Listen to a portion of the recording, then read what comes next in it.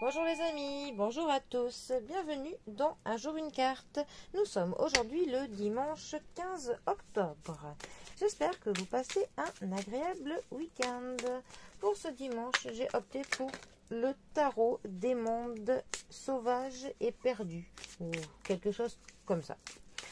Alors, qu'est-ce que ces mondes sauvages ont à nous annoncer pour ce dimanche? Alors, voyons voir.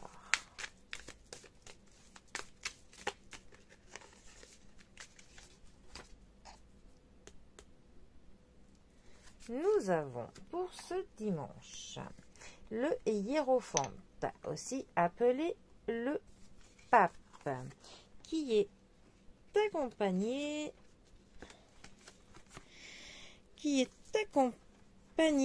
du 5 de denier. Alors, notre pape, le pape, cinquième arcane majeur du tarot.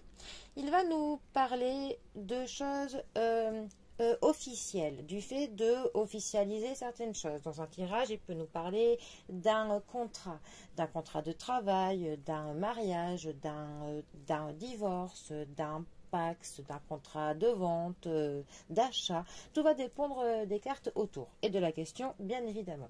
Il va aussi nous parler des traditions, nous parler du fait de se conformer à certaines règles, certaines mœurs, certaines traditions. Ça peut aussi nous dire que justement on peut avoir de la pression de la part de quelqu'un généralement qui est plus âgé que nous, qui a de l'expérience plus que nous, plus de connaissances, ou alors quelqu'un qui est au-dessus de nous, si par exemple c'est au niveau du travail. Suivant pareil dans un tirage, ça peut soit nous demander de nous conformer à ces règles, à ces traditions, soit sinon ça peut nous dire de créer nos propres traditions, de nous libérer d'un certain diktat, de oser sortir pour le coup du cadre, mais tout va dépendre. Ensuite, notre 5 de denier. Alors déjà, les deniers nous parlent de l'argent, nous parlent de la matérialité, nous parlent de nos finances, ça nous parle de nos biens, de tout ce qui est quantifiable. Le 5 de denier, lui, plus particulièrement, c'est une carte qui est quand même un petit peu triste, parce que c'est vraiment une carte qui va nous parler du fait de manquer de quelque chose. Ça peut autant pour le coup du fait de manquer de quelque chose de matériel, mais aussi de se dire que l'on manque d'amour. On est un peu dans une victimisation. En fait, on a un peu l'impression que l'on est privé, que l'on est rejeté, que l'on est mis de côté.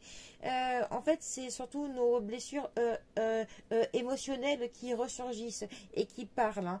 On a clairement un sentiment de solitude, de l'exclusion. Pour le coup, on pourrait affilier à la blessure émotionnelle du rejet. Et on néglige un petit peu nos propres besoins pour le coup. Et on a vraiment cette impression qu'il y a un grand vide dans notre vie, que voilà, qu'il manque quelque chose. Et en fait, on n'a pas une estime de soi assez bonne. Voilà, on ne s'estime pas assez, tout simplement parce qu'on a l'impression qu'on est rejeté par les autres, rejeté du monde, tout simplement. Alors, ces deux cartes ensemble, justement, eh ben, elles pourraient, hein, c'est vraiment un exemple parmi tant d'autres. Mais ça pourrait, par exemple, dire qu'une personne n'arrive pas à se faire à certaines traditions, à certaines règles. Il n'arrive pas à se conformer peut-être à ce qu'on lui demande ou à se conformer à un groupe.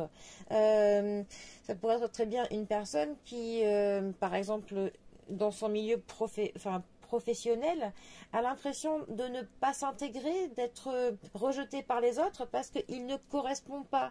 Il ne correspond pas aux normes sociales que les autres ont, parce qu'il ne rentre pas dans la bonne case, parce que voilà, ils se sont hors du temps, hors du groupe, hors voilà, qu'on le rejette parce que voilà, il ne correspond pas à ce que l'on pourrait attendre de lui, et il ressent donc pour le coup une pression sur lui pour se conformer, mais ce n'est évidemment pas facile, voilà. Mais bon, comme je dis, c'est vraiment un exemple parmi tant d'autres. Tout dépend vraiment du tirage, de la question, de la personne, de absolument tout.